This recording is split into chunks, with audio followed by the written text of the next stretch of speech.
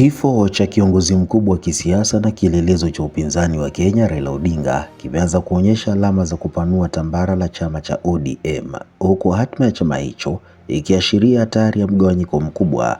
Raila, wa zaidi ya miaka 30, alikuwa nguzo umoja wa mwelekeo wa chama, akisimamia siasa za kupinga binafsi na kuunganisha makundi mbalimbali ndani ya ODM.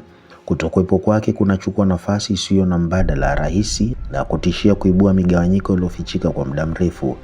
Matukio hivi karibuni yameonyesha wazi mgawanyiko huu. Katibu mkuu wa ODM Edwin Sifuna alinyoshea kidole cha lawama mbunge wa Suna Mashariki Junet Mohamed, akidai kuwa alikula pesa zilizotolewa na Rais mstaafu Uhuru Kenyatta kwa ajili ya kuwalipa mawakala kwenye uchaguzi mkuu uliopita. Pesa hizi zinazodaiwa, kulingana na taarifa, ziliundwa kama mbinu ya kisiasa yenye lengo la kudhibiti matokeo ya uchaguzi. Wengine walikula pesa ya Uhuru Kenyatta sawasawa. Mimi najua kama katibu mkuu, pesa nyingi ambaye tulifanyia campaign ilikuwa inatoka kwa Mheshimiwa Uhuru Kenyatta. Alitusupport kihali na mali, ni ukweli. Lakini sasa si saa hii kuna mshenzi mmoja ametambua kwamba kuna ubaya ya pesa ya Uhuru Kenyatta. Nataka niulize Junet, wewe Junet, pesa ya Uhuru ilianza kuwa mbaya siku gani? Siku ile ulikuwa unachukua hiyo pesa na hata yote hukuleta kwa chama, ingine ulikula peke yako na mabibi yako. Siku ile tutaanza audit ya uchaguzi wa mwaka 2022. Ni vizuri umeanzisha hiyo debate, kila mtu aseme ile kazi alifanya 2022. Wewe ulikuwa unakula pesa ya Uhuru, badala ulipe agents, ukaacha hawa kina Wamunyoro wakatupiga 10-0. Saa hii tunalia huko nje. Kama sio wewe Junet, tungekuwa kwa serikali. So mimi huwezi nitisha bwana, hawezi kunitisha. Wanasema Nairobi, ukipata sponsor mpya usianze kutukana ule alikutoa kwa bedsitter.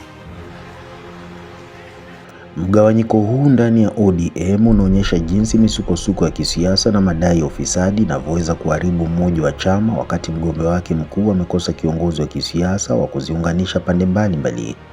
Aidha, chama kimeshuhudia kuibuka kwa makundi mawili makuu yanayopishana: kundi moja linalounga mkono Rais William Ruto kwa awamu ya pili na kundi jingine linalopingana na mpango huo.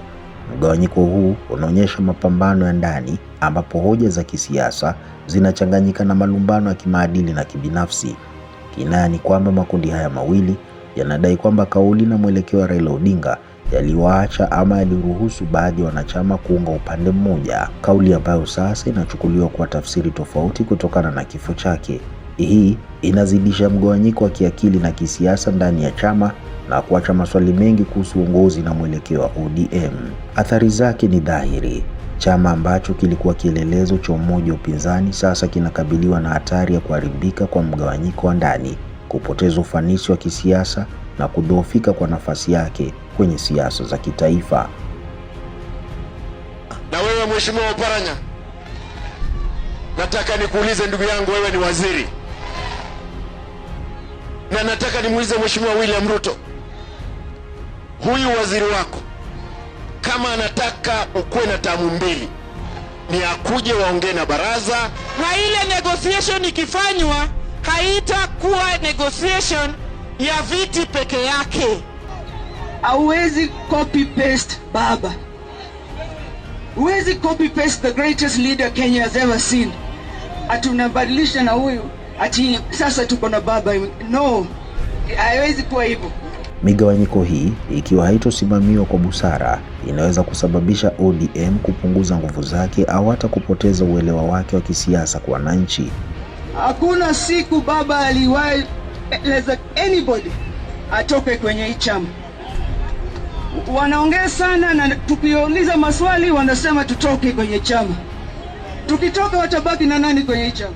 Hali hii ni kioo cha dhahiri ya changamoto za siasa za Kenya, ambapo kifo cha kiongozi hakubadilishi tu hali ya siasa, bali pia hufunua misukosuko ya ndani, migawanyiko ya kihistoria na mashindano ya nguvu ambayo hayajaonekana kwa uwazi wakati kiongozi huyo alipokuwa hai. Na wale wanasema ati sijui baba aliwaambia sijui nini. Hiyo ni kukosa adabu. Nyamazeni bwana. Hiyo ni kukosa adabu. Tulieni bana. Everything baba alikuwa anasema mbele ya watu wake. ODM sasa inapaswa kuchukua hatua za uthabiti wa ndani, kuunganisha makundi yaliyogawanyika na kuunda kiongozi wa kipekee wa kuongoza chama katika enzi mpya, au vinginevyo itakumbana na hatari ya kusambaratika, huku historia upinzani kibaki bila shujaa wa kuleta muundo na mwanga. Lazima mkwe ganga.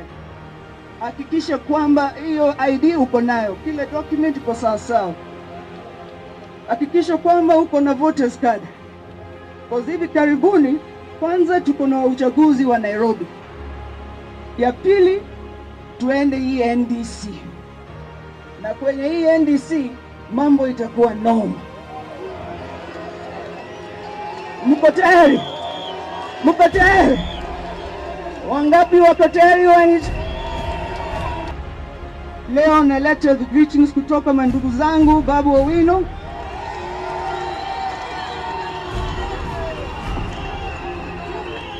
na katibu mkuu wa chama Edwin Sifuna. Uko pamoja, msijali. Tutakuja hapa na wao hivi karibuni.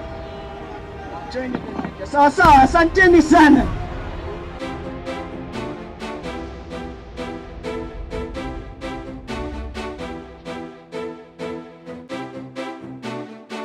They say a hungry man is an angry man, Mr. Speaker.